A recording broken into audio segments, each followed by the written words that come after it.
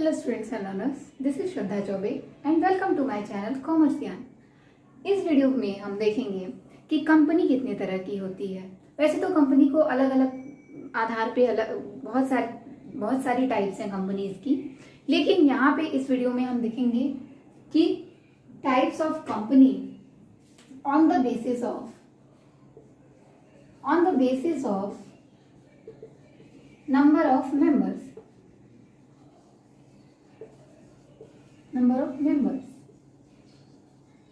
यानी कि एक कंपनी में कितने सदस्य हैं उसके आधार पर, कंपनी में सदस्यों की संख्या के आधार पर हम देखेंगे कि कंपनी कितने तरह की होती है। तो कंपनी में सदस्यों की संख्या के आधार पर बेसिकली कंपनी को दो भागों में डिवाइड किया गया है। एक होती है प्राइवेट कंपनी,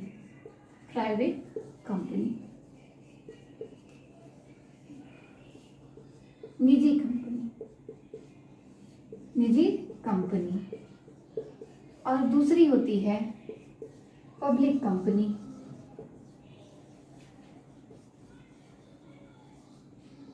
या सार्वजनिक कंपनी।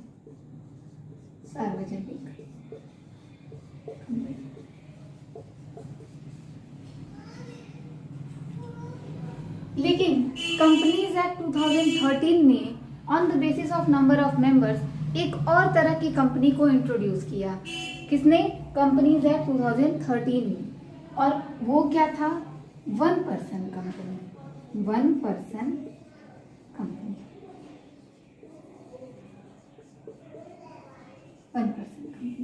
एक व्यक्ति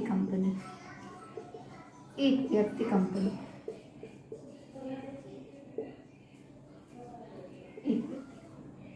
तो इस तरह से हम देख सकते हैं कि on the basis of number of members हमारे पास तीन तरह की कंपनीज हैं जिसे हम इस वीडियो में देखेंगे। एक है प्राइवेट कंपनी, दूसरी है पब्लिक कंपनी और तीसरी है वन पर्सन कंपनी। तो एक एक करके इन तीनों के बारे में देखते हुए चलते हैं। सबसे पहले देखते हैं कि प्राइवेट कंपनी क्या है।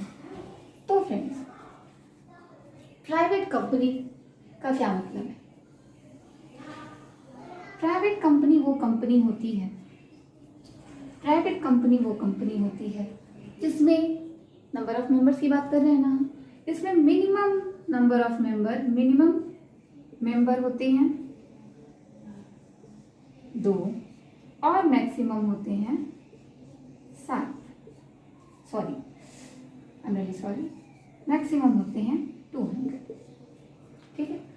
प्राइवेट कंपनी में नंबर ऑफ मेंबर्स की अगर हम बात करें तो 2 हो सकते हैं और मैक्सिमम कितने हो सकते हैं? 200। ठीक है, ये तो हो गया नंबर ऑफ मेंबर्स के, प्राइवेट कंपनी के नंबर ऑफ मेंबर्स के बारे में इंफॉर्मेशन।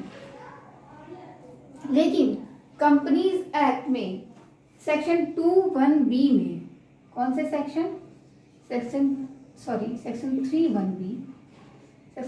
3(1)(b) में प्राइवेट कंपनी को डिफाइन करते हुए 3 चीजें कही गई हैं। कहा गया है, ध्यान से देखिएगा, कहा गया है कि एक प्राइवेट कंपनी वो कंपनी होती है, एक निजी कंपनी वो कंपनी होती है जो अपने अंतर नियम में कुछ विशेष तरह के प्रतिबंध लगाती है। जिनके अंतर नियम क्या होता है इसको हम डिटेल में जानेंगे। फिलहाल के लिए आने वाले वीडियोस में जानेंगे डिटेल में। फिलहाल के लिए समझ लीजिए, अंतर नियम मतलब ऐसे नियम जिनसे कंपनी के आंतरिक क्रियाएं चलती हैं।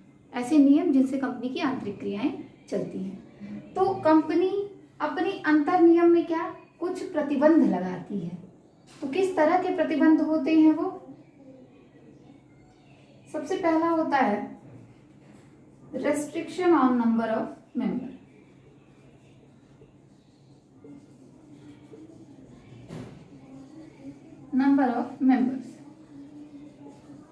Restriction on number of member, सदस्यों की संख्या पर प्रतिबंध। वो प्रतिबंध मैंने अभी बताया आपको कि इसमें मैक्सिमम नंबर ऑफ मेंबर कितने हो सकते हैं? मैक्सिमम नंबर ऑफ मेंबर्स हो सकते हैं कितने? 200। रेस्ट्रिक्शन का मतलब मैक्सिमम लिमिट की का एक प्रतिबंध लग गया। एक निजी कंपनी में 200 सदस्य हो सकते हैं अधिकतम, कभी भी 201 सदस्य नहीं हो सकते हैं। 200 से ज्यादा सदस्य एक निजी कंपनी में नहीं हो सकते हैं। ऑलराइट, ये तो आपका पहला प्रतिबंध है। दूसरा प्रतिबंध जो है, जो कि अंतर नियम में लिखा होता है एक प्राइवेट कंपनी के, वो है restriction of transferability of share. Restriction on transferability of shares. अंशों के हस्तांतरण पर प्रतिबंध। अंशों के हस्तांतरण, अब ये क्या है, समझने वाली बात है। अंशों के हस्तांतरण पर प्रतिबंध का मतलब है कि अच्छा देखो, कंपनी में मेंबर्स होते हैं, या आप कह सकते हैं उन्हें अंशधारी। अंशधारी, अंशधारी का मतलब जो कंपनी में क्या करते हैं, पूंजी लगाते हैं, कैपिटल। क्या देते हैं, कैपिटल देते हैं। और कैपिटल कंपनी का आपने विशेषता में पढ़ा होगा। कंपनी की विशेषता में अगर आपने नहीं देखा है तो आप मेरे चैनल पे इसका वीडियो है, कंपनी के कैरेक्टरिस्टिक्स, तो वहां जाके देख सकते हैं कि कंपनी की जो पूंजी होती है वो शेयर कैपिटल होता है। वो क्या होता है, शेयर कैपिटल होता है। शेयर कैपिटल का मतलब कि ये जो पूरी पूंजी है वो क्या होता है, छोटे छोटे अंशों में, छोटे छोटे हिस्सों में विभक्त होती है, और उन हिस्सों को अलग अलग तरह के लोग खरीद के क्या करते हैं, कंपनी में पूंजी लगाते हैं। और जो जो पूंजी लगाता है उसे क्या कहते हैं, शेयर होल्डर, अंशधारी, शेयर होल्डर या मेंबर कहते हैं। क्या कहते हैं, शेयर होल्डर या मेंबर। तो कंपनी का जो शेयर होल्डर है, कंपनी के शेयर की एक और खासियत होती है कि वो ट्रांसफर हो सकता है दूसरे को। जैसे मान लिया कि मैंने किसी कंपनी में, ध्यान से सुनिएगा, कि मैंने किसी कंपनी में मैंने क्या किया है, शेयर खरीद लिया है किसी कंपनी का। शेयर मतलब उस कंपनी में मैंने पूंजी लगाई है, कुछ पैसा लगाया है, ठीक है। तो क्या किया है, कुछ पैसा लगाया है।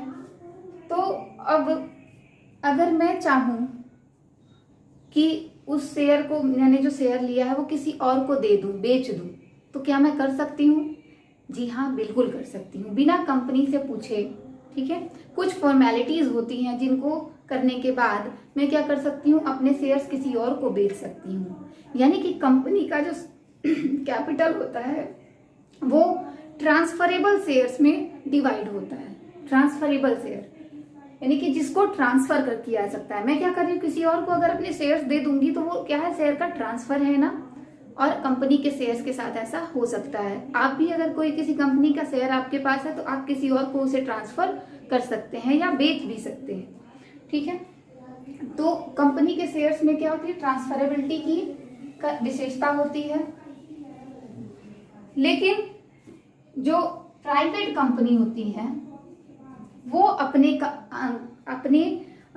जो शेयर्स होते हैं उनको, उनके ट्रांसफर पर क्या करती है, रेस्ट्रिक्शन लगा देती है, प्रतिबंध लगा देती है, कुछ प्रतिबंध लगाती है। यानी कि प्राइवेट कंपनी को के शेयर्स को बहुत इजीली हम ट्रांसफर नहीं कर सकते हैं। मैंने क्या कहा कि अगर आपने किसी कंपनी का शेयर लिया है तो आप उसे ट्रांसफर कर सकते हैं, लेकिन अगर वो शेयर प्राइवेट कंपनी का है तो उस पर कुछ ना कुछ प्रतिबंध लगे होते हैं, ठीक है। अब क्यों लगे होते हैं ये अभी मैं जब सारी चीजें बता देती हूँ फिर बताती हूँ। और तीसरी चीज है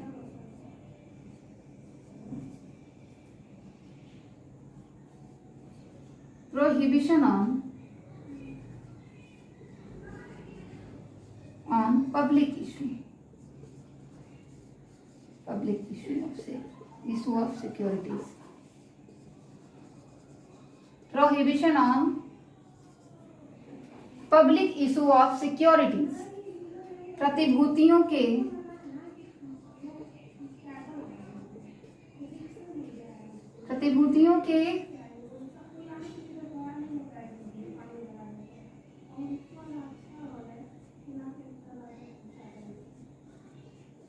जनता के समक्ष प्रस्तुतिकरण पर प्रतिबंध पर प्रतिबंध। अब ये तीसरी चीज क्या है, तीसरी चीज भी समझ लेते हैं। तो अच्छा देखो, मैंने क्या कहा कि कंपनी के शेयर्स, कंपनी का जो कैपिटल होता है, पूंजी होता है, वो शेयर्स में डिवाइडेड होता है और वो शेयर जारी किया जाता है। कंपनी क्या करती है, वो शेयर्स बेचती है, वो पब्लिक में भी बेच सकती है, पब्लिक मतलब किसी को भी वो दे सकती है। लेकिन अगर एक प्राइवेट कंपनी होगी तो वो क्या करेगी, वो पब्लिक इशू नहीं करेगी, वो किसी को भी वो शेयर्स नहीं देती है, जनता में निर्गमित नहीं करती है, सर्व सामान्य में निर्गमित नहीं करती है, वो कुछ चुने हुए लोगों को ही अपने शेयर्स देती है। ठीक है, तो प्रतिभूतियों को जनता के समक्ष प्रस्तुत। अब प्रतिभूति क्या है, प्रतिभूति सिक्योरिटीज का मतलब यहाँ आप मतलब लगा सकते हैं शेयर्स से, शेयर्स। ठीक है, कि यानी कि अगर एक प्राइवेट कंपनी है तो अपने शेयर्स को जनता को निर्गमित, यानी कि किसी को भी निर्गमित नहीं करती है, सर्व सामान्य को निर्गमित नहीं करती है। वो जो प्राइवेटली जो लोग इस कंपनी के होते हैं, जो प्राइवेट सेटिंग होती है, उन्हीं लोगों को ये क्या करते हैं, अपने शेयर्स देते हैं। ठीक है, अच्छा अब ये चीजें जो है ये तो नियम है, एक फैक्ट है जो कि सेक्शन 3(1)(b) बताता है कंपनीज एक्ट 2013 का, कि एक जो प्राइवेट कंपनी होगी वो 3 तरह के रेस्ट्रिक्शन लगाएगी, 3 तरह के प्रतिबंध लगाएगी, और ऐसा जो प्रतिबंध लगाएगा वही प्राइवेट कंपनी होगा। अब ऐसा प्रतिबंध क्यों लग रहा है? अच्छा, ये वर्ड आप देख रहे हैं प्राइवेट, प्राइवेट निजी, निजी का समझते हैं। जैसे कि आपकी अपनी एक गाड़ी है तो क्या आप किसी भी व्यक्ति को उसमें बैठने देंगे? नहीं। हो सकता है कि आपके जो फ्रेंड्स हों, आपके जो रिलेटिव्स हों, आपके जो फैमिली मेंबर्स हों, आप उन्हीं को उसमें बैठने की अनुमति दें, है ना। तो इसीलिए जो प्राइवेट कंपनी के रूप में कोई कंपनी स्थापित होने जाती है तो वो कुछ लोग होते हैं जो एक दूसरे से किसी न किसी रूप से जुड़े होते हैं, या वो रिश्तेदार हो सकते हैं, एक दूसरे के फ्रेंड्स हो सकते हैं, या कोई इस जान पहचान के लोग हो सकते हैं जो स्वयं कंपनी के सदस्य बनना चाहते हैं। वो सबको नहीं कंपनी में इन्वॉल्व करना चाहते हैं, वो कुछ लिमिटेड लोगों को ही कंपनी में इन्वॉल्व करना चाहते हैं। इसीलिए वो प्राइवेट कंपनी में सबको तो इन्वॉल्वेंस मिलेगा नहीं, यानी कि सबको तो सदस्य बनाया नहीं जाएगा, इसीलिए मैक्सिमम नंबर ऑफ मेंबर्स का भी प्रतिबंध है। दूसरी चीज, इसीलिए ट्रांसफरेबिलिटी ऑफ शेयर्स पर भी प्रतिबंध है, यानी कि जो अपने सगे संबंधित कुछ लोग हैं, अगर वो लोग दूसरे को अपने शेयर्स ट्रांसफर करते जाएंगे तो वो दूसरा व्यक्ति कंपनी का सदस्य बन जाएगा, है ना। तो ऐसे में कंपनी में दूसरे लोगों का इन्वॉल्वेंस हो जाएगा, जो कि ये प्राइवेट कंपनी के रूप में ये स्थापित करना चाहते हैं, यानी कि ये चाहते हैं कि निजी रूप से हम ही लोग का ये कंपनी रहे, कुछ एक ग्रुप का या जो फ्रेंड्स हैं उनका, या इस तरह के लोगों का, ठीक है, तो फैमिली मेंबर्स हैं उनका। तो इसके अलावा कोई और बाहरी लोग इसमें इन्वॉल्व ना हो, या बहुत सारे बाहरी तत्व इसमें ना आए। इसलिए क्या होता है कि इसके ट्रांसफरेबिलिटी, शेयर के हस्तांतरण पर भी प्रतिबंध लगा दिया जाता है, रेस्ट्रिक्शन लगा दिया जाता है कि शेयर को आप इजीली ट्रांसफर नहीं कर सकते हैं। एक बार जो कंपनी का सदस्य बन गया वो बहुत इजीली कंपनी के शेयर्स को दूसरे को ट्रांसफर नहीं करेगा, नहीं तो बहुत उसके सदस्य बदलते रहेंगे। समझ में आ रही है बात? और यही बात इसमें भी लागू होती है। अगर प्रतिभूति को जनता के समक्ष, जनता मतलब सर्वसामान्य, किसी के भी समक्ष हम जारी करेंगे बेचने के लिए, तो वो क्या होगा, तो कोई भी उन अंशों को खरीद सकता है और कोई भी कंपनी का मेंबर बन सकता है। जबकि ये एक प्राइवेट कंपनी है, इनकी अपनी प्राइवेट सेटिंग है, ये कुछ ग्रुप ऑफ पीपल हैं जो खुद कंपनी के सदस्य बनना चाहते हैं, सबको इसमें इन्वॉल्व नहीं करना चाहते, इसीलिए कंपनी, प्राइवेट कंपनी पे इस तरह के रेस्ट्रिक्शन लगे हुए हैं। इन तीनों चीजों को आपको याद करके रखना होगा, और मैंने कारण बता दिया कि क्यों प्राइवेट कंपनी में ऐसा होता है, तो मुझे लगता है कि आपको याद करने में आसानी होगी। तो ये है आपका प्राइवेट कंपनी। वर्ड से आप काफी हद तक समझ ले सकते हैं कि प्राइवेट है ये, इनकी क्या होगी, प्राइवेट सेटिंग होगी। और देखो, ये जो सुटेबल किस केस में ज्यादा सुटेबल होता है, फैमिली बिजनेस के लिए।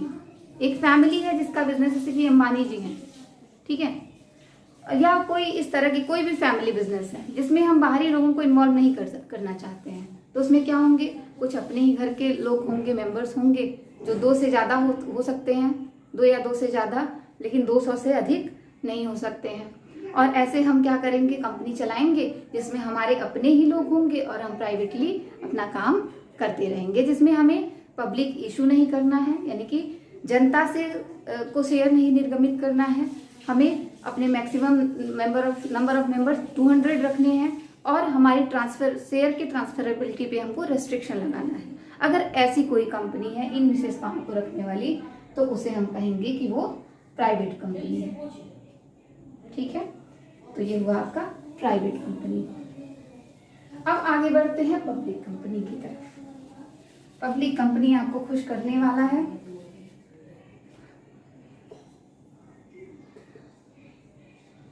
Public company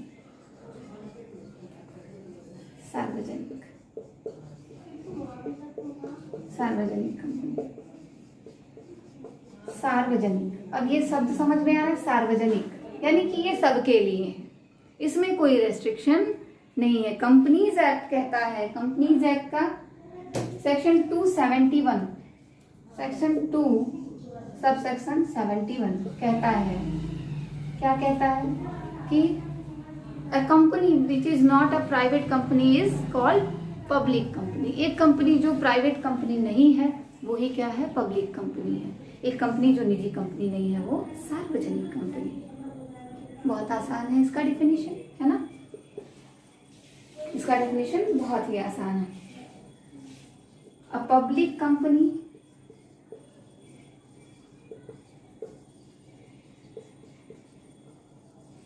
means a company which is not a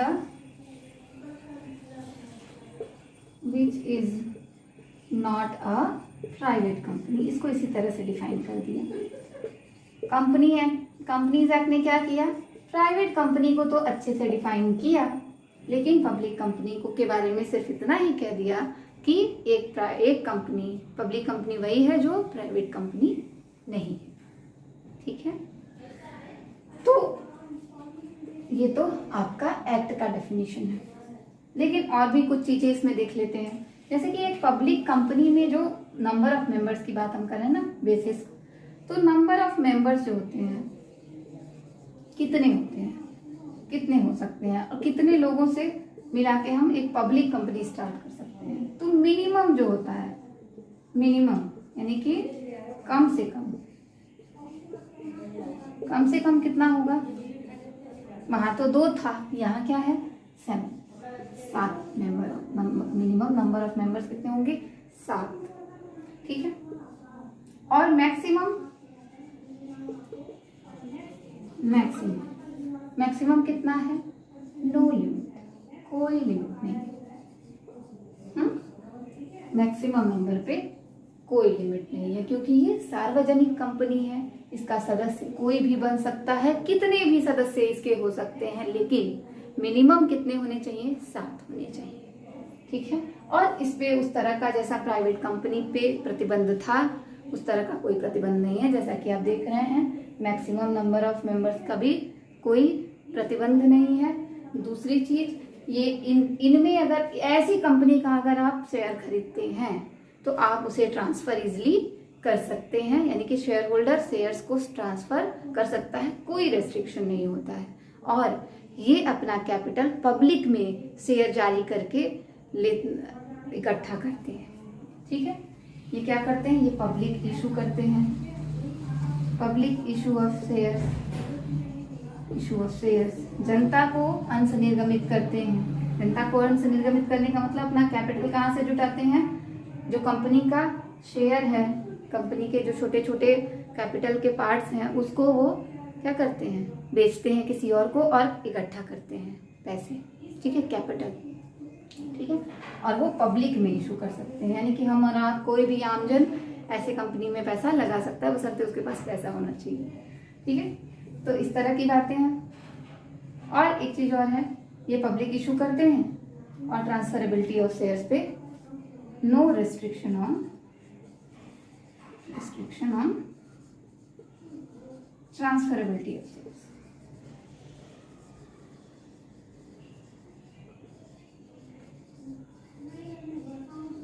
अंशों के हस्तांतरण पर कोई प्रतिबंध नहीं होता है, जैसा कि मैंने पहले ही बताया। ठीक है, तो इस तरह की जो कंपनी होगी वो कही जाएगी पब्लिक कंपनी। ठीक है, अगर आपने कायदे से समझ लिया कि प्राइवेट कंपनी क्या होती है, तो आपको पब्लिक कंपनी को समझने में कोई दिक्कत नहीं होगी। अगर आप जान गए कि सफ़ेद क्या होता है तो काला समझने में नहीं दिक्कत होगी ना, ऐसे ही आप प्राइवेट कंपनी जब जान जाते हैं तो पब्लिक कंपनी को समझने में बिल्कुल भी परेशानी नहीं होती है। ये याद रखिएगा, सेक्शन 271 डिफाइन करता है कंपनी, पब्लिक कंपनी को। Public company means a company which is not a private company. एक सार्वजनिक कंपनी वह कंपनी है जो कि एक निजी कंपनी नहीं होती है।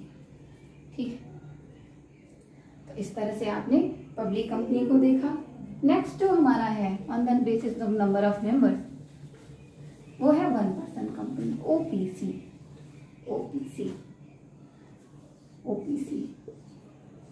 वन पर्सन कंपनी, एक व्यक्ति कंपनी, वन पर्सन कंपनी। इसमें क्या है, अच्छा जैसा कि आप देख रहे हैं वन पर्सन है ना, यहाँ एकदम से हो जा रहा है क्लियर कि नंबर ऑफ मेंबर्स कितने होंगे इनके। नंबर ऑफ मेंबर्स मिनिमम भी एक और मैक्सिमम भी एक, only one. Number of member only one. Alright, ठीक है, यानी और ये इंट्रोड्यूस कब हुआ, इंट्रोड्यूस्ड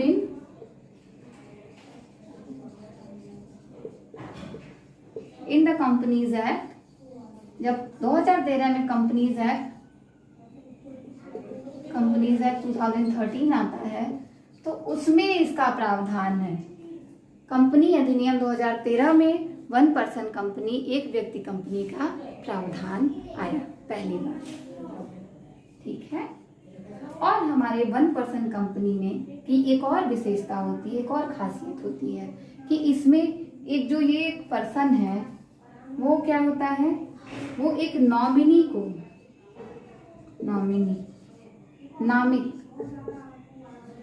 नामित व्यक्ति होता है। इसमें एक नामित व्यक्ति होता है, नॉमिनी।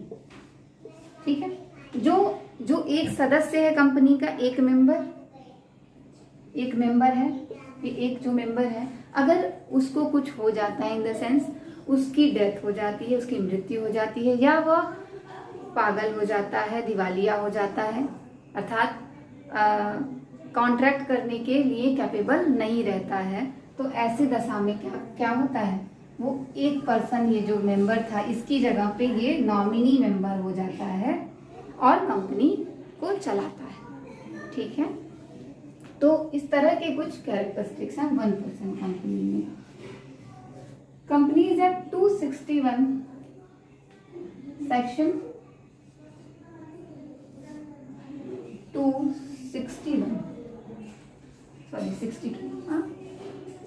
262 डिफाइन करता है वन पर्सन कंपनी को, और जिसमें एक ही मेंबर। अब क्या है कि अगर आप भी कंपनी एक स्टार्ट करना चाहते हैं, अकेले हैं, कोई आपको मिल नहीं रहा है साथ में, पहले क्या था 2 से कम लोग कंपनी को स्टार्ट नहीं कर सकते हैं, लेकिन जब से ये वन पर्सन कंपनी का प्रावधान कंपनीज एक्ट 2013 में आ गया, तब से एक अकेला इंसान भी कंपनी स्थापित कर सकता है। बस उसको अपने साथ ही साथ एक नॉमिनी का नाम देना होगा, जो कि मेंबर नहीं होगा। वो कब मेंबर बनेगा, जब जो मेंबर है, जिसका वो नॉमिनी है, वो उसकी डेथ हो जाती है, या वो incapable to enter into a contract हो जाता है, तभी इसी दशा में वो क्या होता है, वो दूसरा व्यक्ति जो नॉमिनी होता है वो मेंबर बन जाता है। लेकिन कभी भी इस जो वन पर्सन कंपनी, इसमें 2 मेंबर नहीं होंगे, सिर्फ एक ही मेंबर होगा। एक और है, इसमें मैक्सिमम जो कैपिटल है, मैक्सिमम पेड अप कैपिटल यानी कि पूंजी, मैक्सिमम पेड अप कैपिटल वो कितना है, तो वो है 50 लाख, 50 लाख। 50 लाख। जैसे ही एक वन पर्सन कंपनी का कैपिटल, पूंजी अगर 50 लाख से अधिक हुआ, तो इस 1% कंपनी को या तो प्राइवेट कंपनी या पब्लिक कंपनी में कन्वर्ट करना पड़ेगा, बदलना पड़ेगा। यानी कि इसमें मैक्सिमम पेड अप कैपिटल का लिमिट है 50 लाख। तो इस तरह से 50 लाख तक की पूंजी एक 1% कंपनी में हो सकती है। एक सदस्य हो सकता है, वो सदस्य अपना एक नॉमिनी का नाम भी बताता है। और क्या होता है, और ये जो कॉन्सेप्ट है वो इंट्रोड्यूस हुआ है कंपनीज एक्ट 2013 में। ठीक है, तो इस तरह से 1% कंपनी होता है।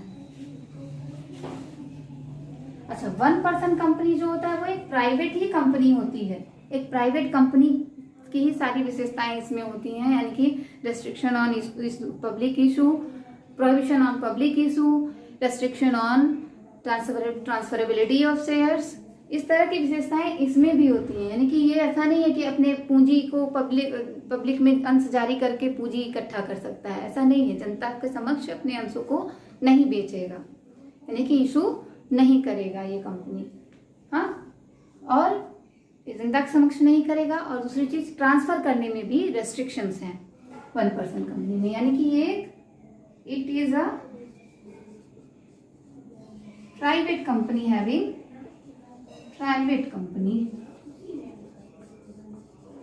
only one member,